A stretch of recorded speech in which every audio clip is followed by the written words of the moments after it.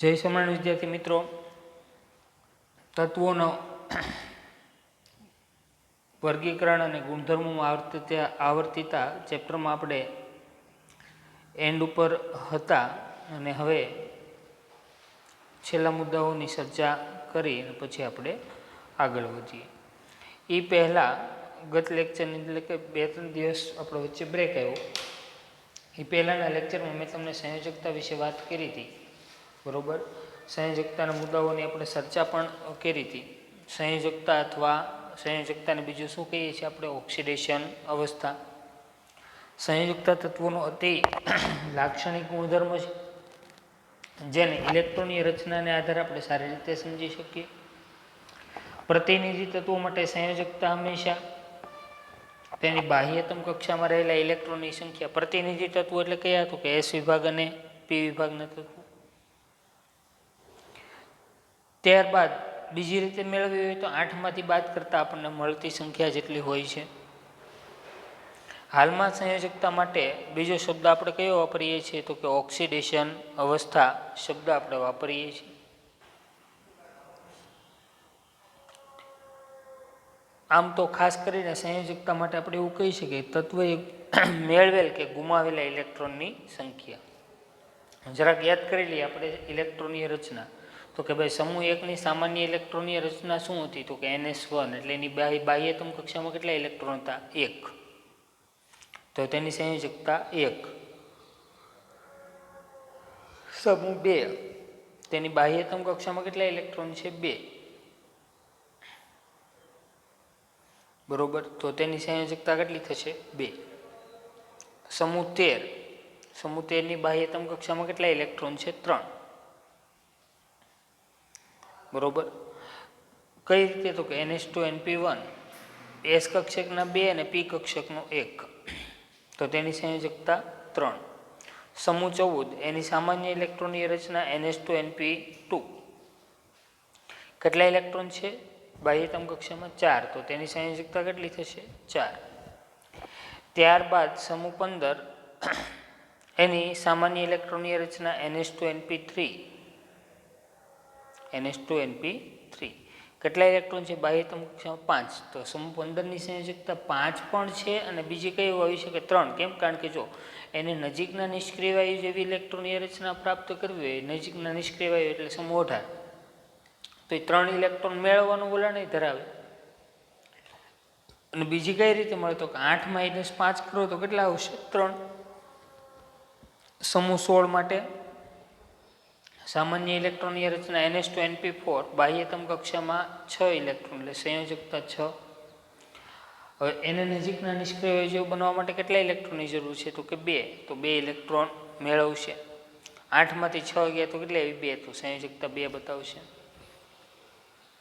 સમૂહ 17 એની બાહ્યતમ કક્ષામાં કેટલા ઇલેક્ટ્રોન છે? 7. કેમ? તો કે NH2 NP5 S કક્ષકના 2 અને P કક્ષકના 5 કેટલા ઇલેક્ટ્રોન છે? 7.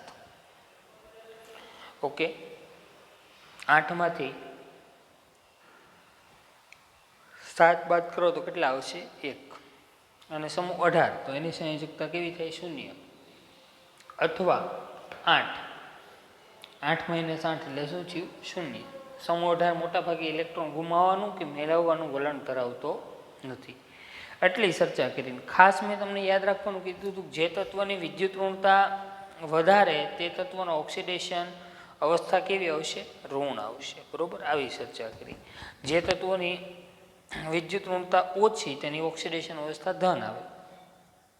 એને આપણે સારી રીતે સમજાય ત્યાં અહીંયા OF2નું એક ઉદાહરણ લીધું હતું. ઓક્સિજન ને ફ્લોરિન 2 જોડાય તો આમાં કોનો ઓક્સિડેશન આંક માઇનસ ને કોનો પ્લસ? તો કે ફ્લોરિનનો માઇનસ. કેમ? કારણ કે ફ્લોરિન આખા આવર્ત કોષ્ટકમાં સૌથી વધારે વિદ્યુત ઋણતા ધરાવે. તો આપણે એવું કહી શકીએ કે વિદ્યુત ઋણતાને અને સંયોજકતાને ખાસ રિલેશન કંઈક જોવા મળે છે. તો આટલી બાબતોની ચર્ચા કરી. પછી કેટલાક સંયોજનોના રાસાયણિક સૂત્રો બનાવવાનું મેં તમને શીખવાડ્યું. અલગ અલગ આપણે ઘણા બધા ઉદાહરણો પણ લીધા અને તમે જાતે પણ બનાવ્યા હશે, બરોબર. અને આજે આપણે ખાસ સંયોજનો જોવાના છે, બરોબર. તમારા પાઠ્યપુસ્તકનું પેજ નંબર 90 ઉપર કોષ્ટક 3.9ની આપણે ચર્ચા કરવાની છે. એમાં ખાસ કરીને હું ટોપિકનું નામ આપી દઉં કે પ્રતિનિધિ તત્વોના ઓક્સાઇડ સંયોજનો.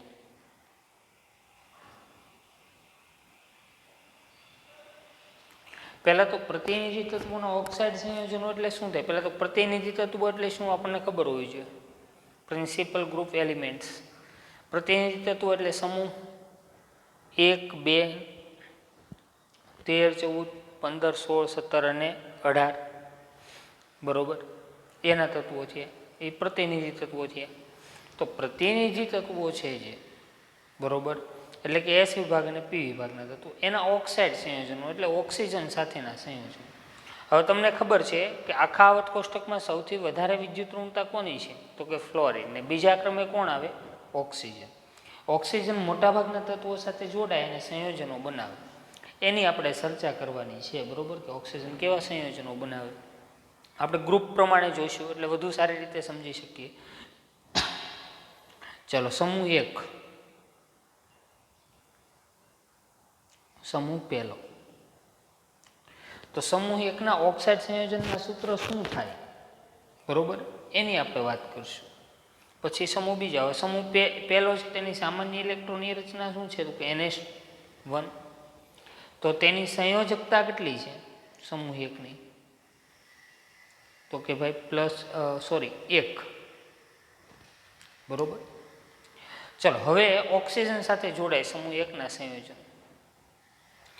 સમૂહ 1માં લિથિયમ, સોડિયમ અને પોટેશિયમ આપણે ઉદાહરણ લઈએ. ચલો, લિથિયમ,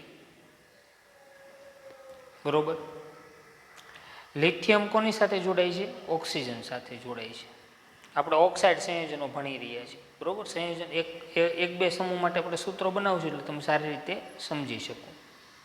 ચલો, સમૂહ 1 માટે તો લિથિયમ છે એની સામાન્ય ઇલેક્ટ્રોનની રચના 2, ઓક્સિજનની 2, 6. આ બેમાંથી વિદ્યુત ઋણતા કોની વધારે? ઓક્સિજન.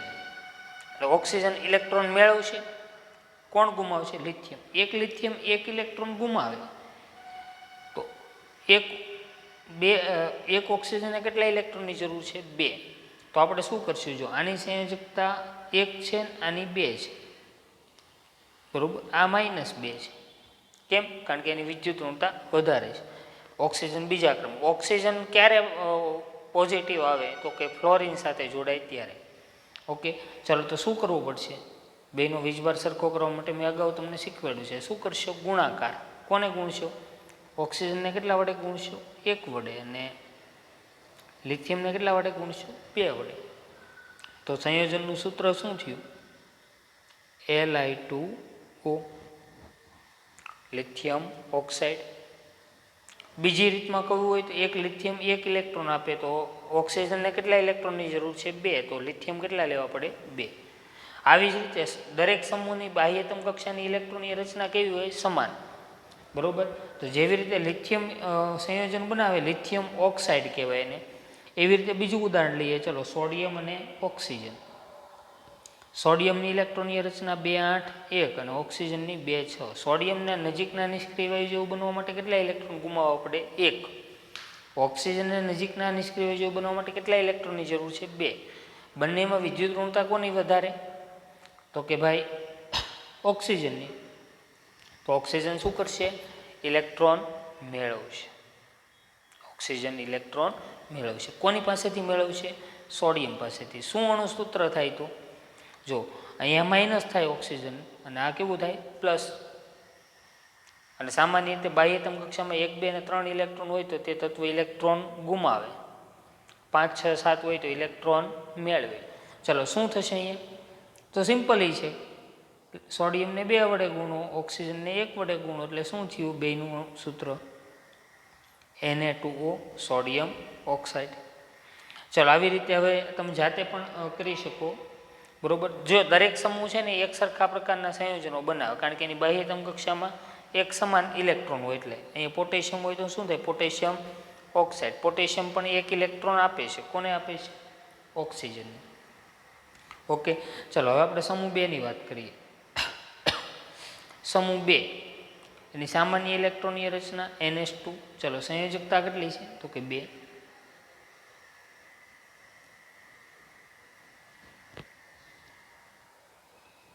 મોટાભાગે ઇલેક્ટ્રોન ગુમાવશે, 1 2 3 હોય તો. ઓકે, ચલો એને એક ઉદાહરણ દ્વારા સારી રીતે સમજીએ.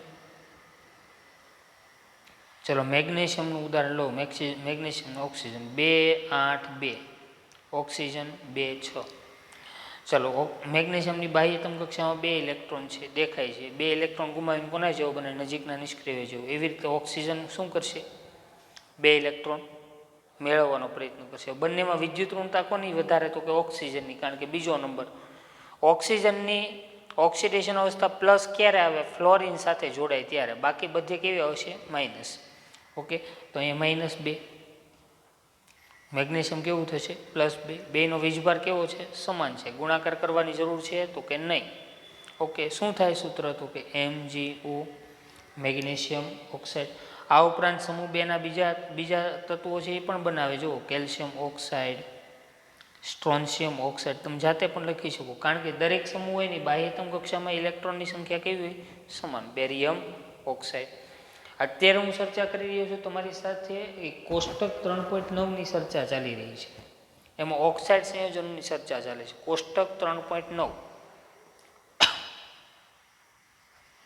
ઓકે, ચાલો હવે સમૂહ 13ની વાત કરીએ. સમૂહ 13. સમૂહ 13ની ઇલેક્ટ્રોનની રચના તો કે NH2 NP1. બાહ્યતમ કક્ષામાં કેટલા ઇલેક્ટ્રોન છે? 3. તો સંયોજકતા કેટલી થાય? સંયોજકતા કેટલી થાય? તો કે 3. સમૂહ 13 પછી આપણે સમૂહ 14 પણ લખીએ. સમૂહ 14ની ઇલેક્ટ્રોનની રચના NH2 NP2 અને સમૂહ 15 NH2 NP3. અહીંયા સંયોજકતા સમૂહ 14 માટે કેટલી આવશે? 4. અને સમૂહ 15 માટે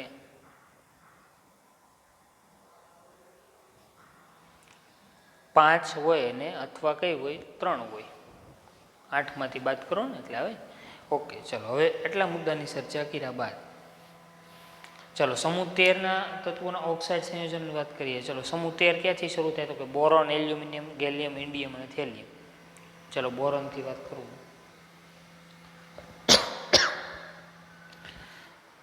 બોરોન અને ઓક્સિજન. બોરોનની ઇલેક્ટ્રોનની રચના તો કે 2 3. ઓક્સિજન 2 6. ઓક્સિજન મોટાભાગે 2 ઇલેક્ટ્રોન મેળવશે. જેની વિદ્યુત ઋણતા વધારે ઇલેક્ટ્રોન મેળવે સામાન્ય રીતે. બોરોન ઇલેક્ટ્રોન ગુમાવશે. કેટલા ઇલેક્ટ્રોન ગુમાવશે? તો કે 3. આ +3 ને આ -2. ચલો શું લાઈન લઈશું? તો એના માટે મેં તમને કીધેલું છે શું કરવાનું છે? ચોકડી ગુણાકાર. ચલો બોરોનને કેટલા વડે ગુણશો? 2 વડે. ઓક્સિજનને કેટલા વડે ગુણશો? 3 વડે. તો આ +6, આ કેવું થયું? -6. તો 2 ઉપરથી અણુસૂત્ર શું થાય? B2O3. B2O3. હજી સારી રીતે સમજી શકીએ એટલા માટે એલ્યુમિનિયમનું ઉદાહરણ લઈએ. એલ્યુમિનિયમ અને ઓક્સિજન. Aluminium 2 8 3, oxygen 2 6. એલ્યુમિનિયમની બાહ્યતમ કક્ષામાં કેટલા ઇલેક્ટ્રોન છે? 3. ઓક્સિજનની બાહ્યતમ કક્ષામાં 6. ઓક્સિજન 2 ઇલેક્ટ્રોન મેળવશે અને એલ્યુમિનિયમ 3 ઇલેક્ટ્રોન ગુમાવશે. બરોબર. 2 ઇલેક્ટ્રોન ઓક્સિજન મેળવી નજીકના નિષ્ક્રિય વય જેવું બની જાય. એલ્યુમિનિયમ 3 ઇલેક્ટ્રોન ગુમાવી નજીકના નિષ્ક્રિય વય જેવું બને. ચાલો હવે આ બેનો વીજભાર સરખો કરવો હોય તો, કારણ કે તો જ સંયોજન જોડાય. જો પહેલાં અહીંયા જો સમૂહ પહેલામાં જુઓ, મેં લિથિયમને 2 વડે ગુણ્યું. શું કામ? કારણ કે એક લિથિયમ 1 ઇલેક્ટ્રોન જ ગુમાવે, ઓક્સિજન 2 ઇલેક્ટ્રોન મેળવે. પછી અહીંયા ગુણાકાર, સમૂહ 2માં ગુણાકાર કરવાની જરૂર પડી નહીં. બરોબર. સમૂહ 13માં શું થાય? તો કે બેલેન્સ કરવા માટે મારે જો એલ્યુમિનિયમને ઓક્સિજન બંનેને ઇલેક્ટ્રોનની આપલે, ખરેખર તો આ ઇલેક્ટ્રોનની આપલે, બરોબર છે એ જ દર્શાવે છે. આને કેટલા વડે ગુણશું? 2 વડે. ને અહીંયા કેટલા વડે ગુણશું? 3 વડે. ચલો એલ્યુમિનિયમ જે છે, બરોબર, એલ્યુમિનિયમ એક એલ્યુમિનિયમ 3 ઇલેક્ટ્રોન આપે છે. તો 2 એલ્યુમિનિયમ કેટલા ઇલેક્ટ્રોન આપ્યા? 6.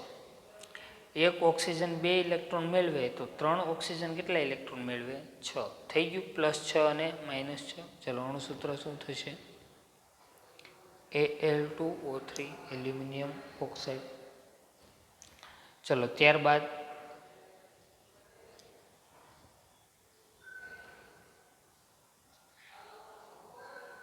આવી જ રીતે સમૂહના અન્ય તત્વો ગેલિયમ ઓક્સાઇડ, બરોબર. ત્યારબાદ ઇન્ડિયમ ઓક્સાઇડ તમે જાતે પણ કરી શકો. ઓકે, તો ટૂંકમાં આ અત્યારે આપણે જે ચર્ચા કરીએ છીએ ઓક્સાઇડ કેવી રીતે બને એની ચર્ચા કરીએ. ઓક્સાઇડ શા માટે પસંદ કરીએ આપણે? કારણ કે ઓક્સિજનની વિદ્યુત ઋણતા બીજા ક્રમની છે, એટલે મોટાભાગે ઓક્સિજન ઇલેક્ટ્રોન મેળવે છે. ઓકે, ચલો સમૂહ 14ની વાત કરીએ, બરોબર. તો સમૂહ 14માં કાર્બન ને ઓક્સિજનથી શરૂઆત કરું. ચાલો, કાર્બનની સામાન્ય ઇલેક્ટ્રોનની રચના 2 4 ને ઓક્સિજનની 2 6.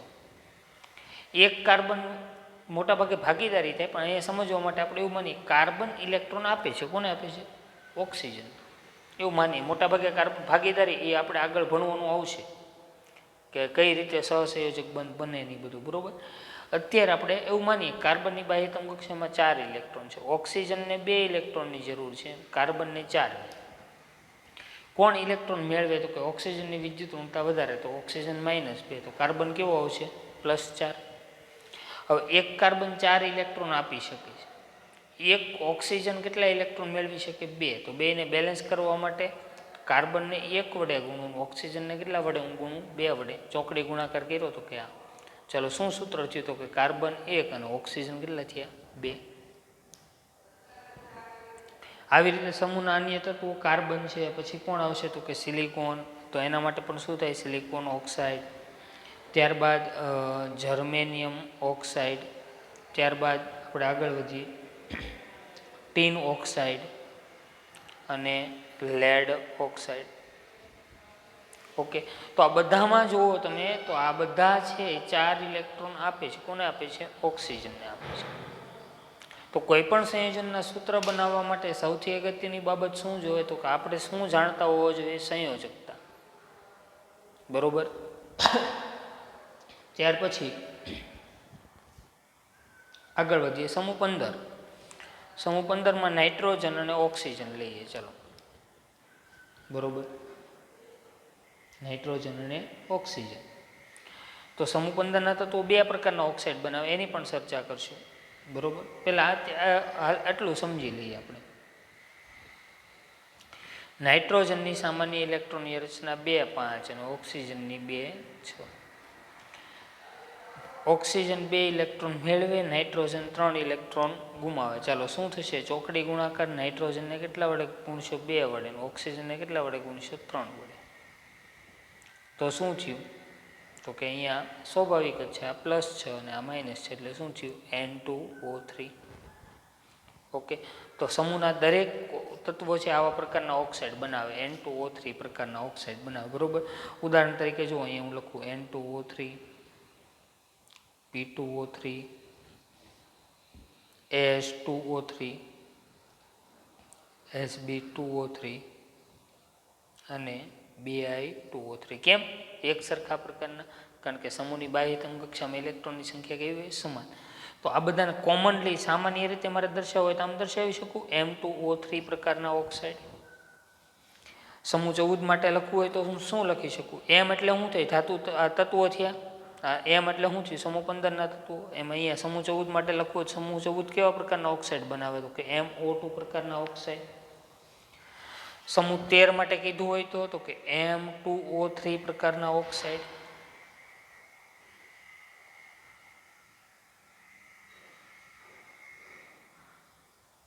M2O3 પ્રકારના ઓક્સાઇડ. ત્યારબાદ આગળ વધીએ આપણે. સમૂહ 2 કીધું હોય તો MO. કેમ? M એટલે શું? તો કે ધાતુ. સમૂહ 2ના તત્વો. અને સમૂહ 1 માટે કીધું હોય તો શું થાય? M2O પ્રકારના ઓક્સાઇડ. એટલે કોમનલી હવે જોઈ લ્યો ફરીથી આખું. સમૂહ 1ના તત્વો કેવા પ્રકારના ઓક્સાઇડ બનાવે? M2O પ્રકારના. M એટલે શું? તો કે સમૂહ 1ના તત્વો, બરોબર. સમૂહ 2ના તત્વો કેવા પ્રકારના ઓક્સાઇડ બનાવે? MO પ્રકારના, બરોબર. M એટલે સમૂહ 2ના તત્વો. સમૂહ 13 કેવા પ્રકારના ઓક્સાઇડ બનાવશે? M2O3, સમૂહ 14 MO2 પ્રકારના અને સમૂહ 15 M2O3 પ્રકારના. આ સિવાય સમૂહ 15ની એક બીજી ખાસિયત છે, એ બીજા પ્રકારના એક ઓક્સાઇડ બનાવે છે, ખાસ ધ્યાન રાખશું. M2O5 પ્રકારના ઓક્સાઇડ પણ સમૂહ 15ના જોવા મળે છે. M2O5 પ્રકારના ઓક્સાઇડ પણ આપણને સમૂહ 15ના જોવા મળે છે. ફોર એક્ઝામ્પલ અહીંયા જુઓ, N2O5, P2O5, S2O5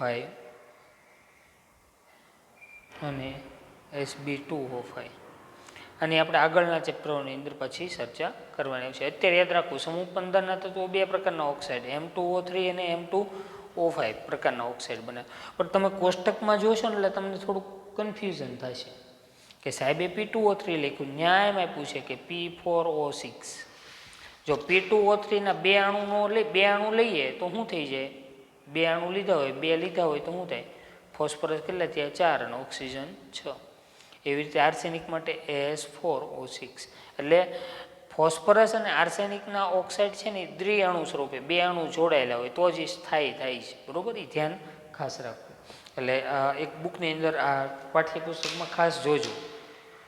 P2O3 ને હોય શું છે? P4O6. ખરેખર P2O3 એટલો બધો સ્થાયી નથી, સ્ટેબલ નથી, એટલા માટે તે દ્વિઅણુ સ્વરૂપે હોય છે. ચલો, સમૂહ 15ની વાત કર્યા બાદ હવે આપણે સમૂહ 16ની વાત કરીએ. ગ્રુપ 16 એટલે કે સમૂહ 16. ચલો, સમૂહ 16ની સામાન્ય ઇલેક્ટ્રોનની રચના NH2nP4. સંયોજકતાની વાત કરીએ તો 6 અને 2 ઇલેક્ટ્રોન મેળવે અથવા 6 ઇલેક્ટ્રોન ગુમાવે. સમૂહ 16ના તત્વો છે કેવા પ્રકારના ઓક્સાઇડ બનાવે? બરોબર, તો ઉદાહરણ લઈએ, સલ્ફર અને ઓક્સિજન. ઓક્સિજનની વિદ્યુત ઋણતા વધારે છે. સલ્ફરની સામાન્ય ઇલેક્ટ્રોનની રચના 2 8 6, ઓક્સિજન 2 6. જો અહીંયા ખાસ રીતે સમજી શકીએ કે કોની પ્લસ આવે ને કોની માઇનસ આવે, કોની પ્લસ 6 આવશે ને કોની માઇનસ 2 આવશે. આ બંનેમાં વિદ્યુત ઋણતા કોની વધારે છે? તો કે ઓક્સિજન. આ એક જ સમૂહના તત્વો છે ને, ઓક્સિજનની વિદ્યુત ઋણતા વધારે તો એ -2, સલ્ફર પ્લસ આવશે, બરોબર, +6. હવે અહીંયા જો બેને બેલેન્સ કરવા હોય તો કોને ગુણવું આપણે? તો કે 6 ને ગુણવા જરૂર, 2 તેરી 6, એટલે ઓક્સિજનને કેટલા વડે ગુણવું? 3 વડે. તો ઓક્સિજન કેટલા થયા? 3 થયા. શું થયું અણુસૂત્ર? SO3, બરોબર. આવી રીતે સેલેનિયમ લઈએ તો સેલેનિયમ ટ્રાયોક્સાઇડ, ટેલુરિયમ ટ્રાયોક્સાઇડ, બરોબર, એ બધી પ્રકારના ઓક્સાઇડ બનાવે છે. તો અહીંયા કેવા પ્રકારના ઓક્સાઇડ બનાવ્યા? તો કે MO3 પ્રકારના ઓક્સાઇડ. સમૂહ 17ના તત્વો કેવા પ્રકારના ઓક્સાઇડ બનાવે? MO3 16 સોરી, M એટલે શું? તો કે સમૂહ 16ના તત્વો, બરોબર. અને ત્યારબાદ સમૂહ 17ના એટલા બધા ઓક્સાઇડ જાણીતા નથી, અમુક ઓક્સાઇડ જ છે જાણીતા, બરોબર. સમૂહ 17 એની સામાન્ય ઇલેક્ટ્રોનની રચના આપણે લખીએ તો કે NH2nP5. કેટલા ઇલેક્ટ્રોન છે? બાહ્યતમ કક્ષામાં 7. તો સંયોજકતા કેટલી થઈ? સંયોજકતા કેટલી થઈ? તો કે 7 અથવા 1, બરોબર. ચલો, ક્લોરીન અને ઓક્સિજન બે જોડે ઘણા બધા સંયોજનો એના બને છે, બરોબર. એક ઉદાહરણ દ્વારા સમજી લઈએ. ક્લોરીનની -2 અને ઓક્સિજનને ક્લોરીન +1. કેમ? કારણ કે +1 દર્શાવશે, બરોબર, ખાસ કરીને ઓક્સાઇડની અંદર. હવે અહીંયા જુઓ, કેટલા ક્લોરીન મારે લેવા પડે? તો કે 2, કારણ કે તો જ બેનો વીજભાર સમાન થાય. તો અણુસૂત્ર શું થયું એનું સૂત્ર? તો કે Cl2O. અને ક્લોરીનનો એક ખાસ ઓક્સાઇડ જાણીતો છે Cl2O7, બરોબર, જે કોષ્ટકમાં તમને આપેલો છે. વધારે સ્થાયી ઓક્સાઇડ છે ને એ જ આપેલા છે. તમને પ્રશ્ન થાય, અમુક તત્વોના ઓક્સાઇડ આપેલા છે, અમુકના નથી આપેલા, આવું કેમ? તો જેટલા ઓક્સાઇડ સ્થાયી હોય, બરોબર, ઓરડાના તાપમાને સ્ટેબલ હોય એ આપેલા છે, બરોબર. અસ્થાયી છે એ દર્શાવેલા નથી. ઓકે. અને બાકીની આપણે ચર્ચા આવતા ક્લાસમાં હવે હાઇડ્રાઇડની આપણે ચર્ચા કરશું, બરોબર. અને પછી ઓક્સાઇડને ટોપિક પૂરો કરી અને પછી બધા હાઇડ્રાઇડ ઉપર આપણે આગળ વધશું. ઓકે. તો આજે આપણે એટલે અટકીએ છીએ.